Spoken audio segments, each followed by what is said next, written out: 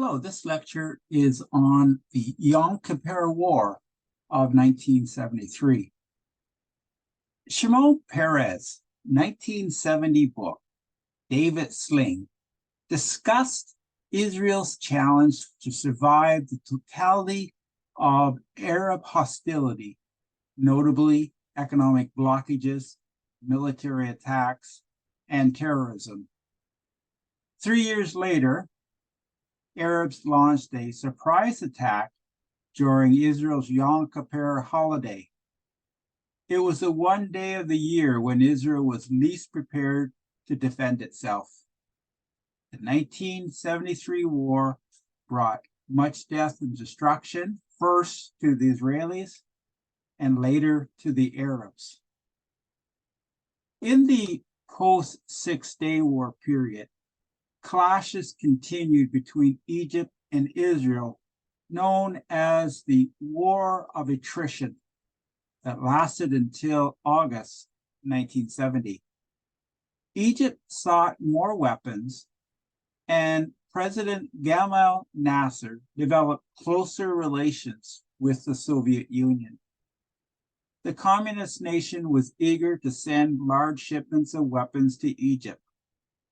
By 1970, the communists had thousands of officers and men training the Egyptians in the use of military advanced equipment such as the surface-to-air missiles and MiG fighters. In September 1970, Nasser died of a heart attack.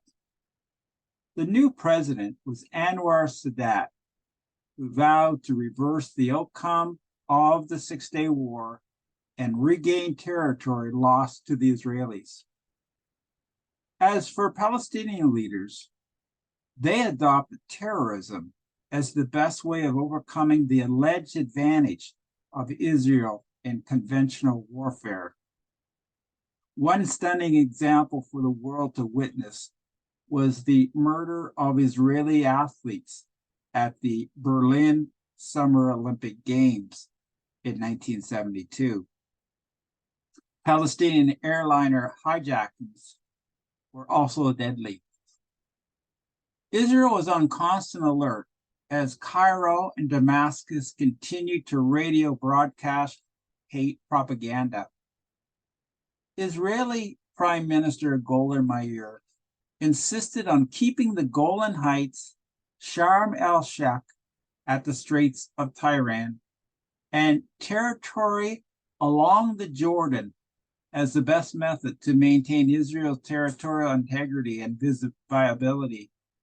Israeli politicians were correct to distrust the Soviet Union, correct to assume the Arabs would strike again, especially since the installation of missile sites at the Suez Canal, and correct to doubt the trustworthiness of the United States.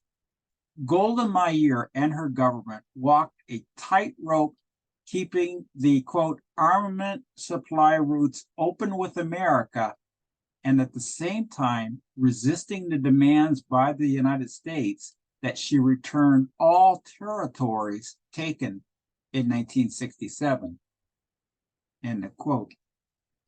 In January 1971, Israel looked forward to indirect discussions with Egypt.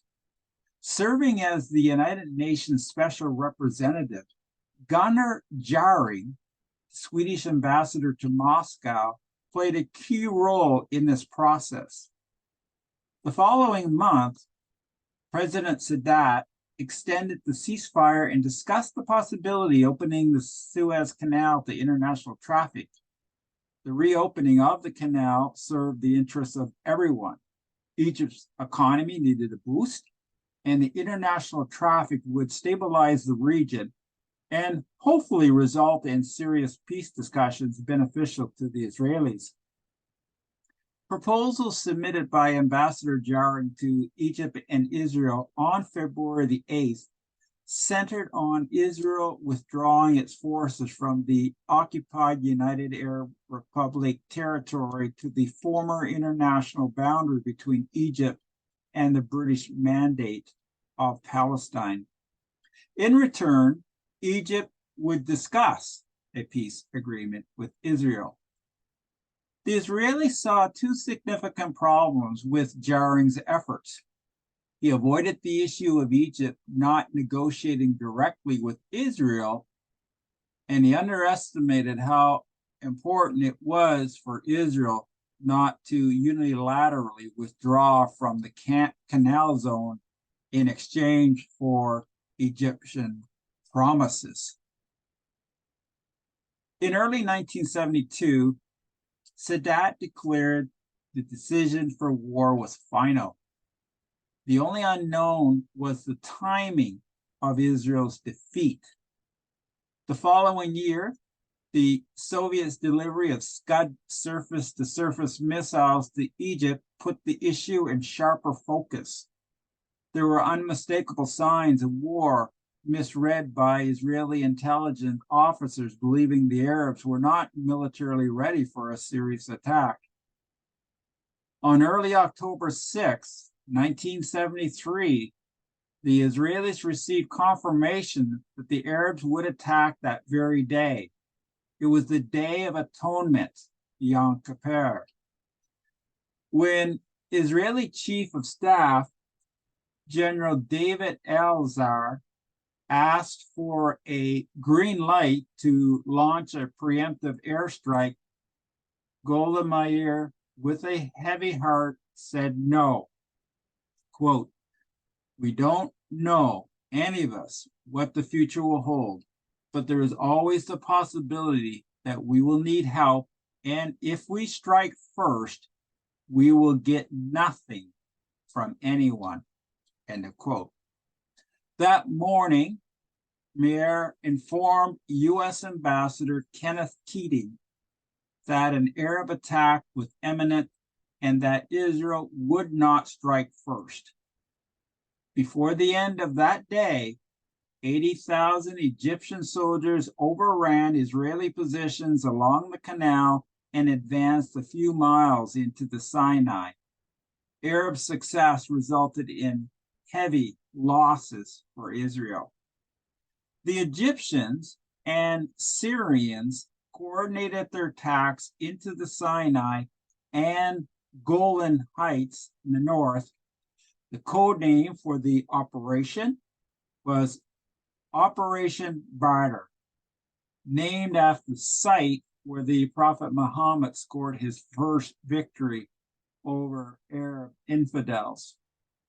The Syrians and Egyptians counted heavily on Soviet military support, and they received thousands of tanks, 175 aircraft, 100 armored personnel carriers, 50 field guns, and a large supply of anti-tank and anti-aircraft weapon systems. It is notable that Cuban crews operated many of the tanks sent. The American government pondered Prime Minister Meir's criticism that Israel's difficult position was due in part to its earlier promise to the United States that it would not take any preemptive action. The Richard Nixon government did, however, rise to the occasion and made plans to counteract Soviet assistance to the Arabs with prompt logistical support. Declaring DEFCON 3, in essence, a global military alert, also communicated to the Soviets to rethink any plans of aggression against Israel. Although the Israelis viewed Egypt as the most serious threat, they focused on the Syrian attack due to the proximity of northern Israeli cities to the Golan Heights. On October 8, the Israelis repulsed the Syrian attack and began to reclaim lost ground despite the addition of Iraqi and Jordanian reinforcements for the Syrians. Able to turn their attention to the Sinai, the Israelis began a serious and effective counterattack on the Egyptian line. Fearing Israel might resort to using nuclear weapons, the United States shipped 9,000 tons of war material, including aircraft and tanks. The weapons gave the Israelis a huge psychological boost to push into Egypt without fear of running short of equipment. The Egyptian leaders were in a state of panic, especially when the Israelis entered Egypt at the canal. With the Israelis across the canal, the Soviets were anxious for a ceasefire.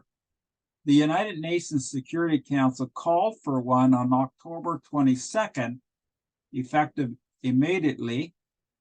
Ignoring the resolution, Israel continued their military action into Egypt, only stopping when pressured by the American government. 2 days after the UN Security Council Resolution 338, Israel agreed to the ceasefire. Israel's losses in the end, however, were heavy, with close to 3,000 dead and the destruction of 103 aircraft and 840 tanks. The Yom Kippur War differed significantly from the Six-Day War. The Israelis were joyful to defeat their Arab enemies, but such joy was fleeting. And this was the case for many reasons. First, the Arabs stopped regarding Israel as almost invincible.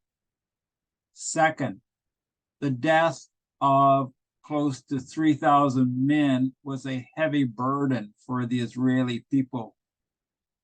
Third, there was considerable anger toward the military intelligence officials for allowing the Arabs to invade by surprise.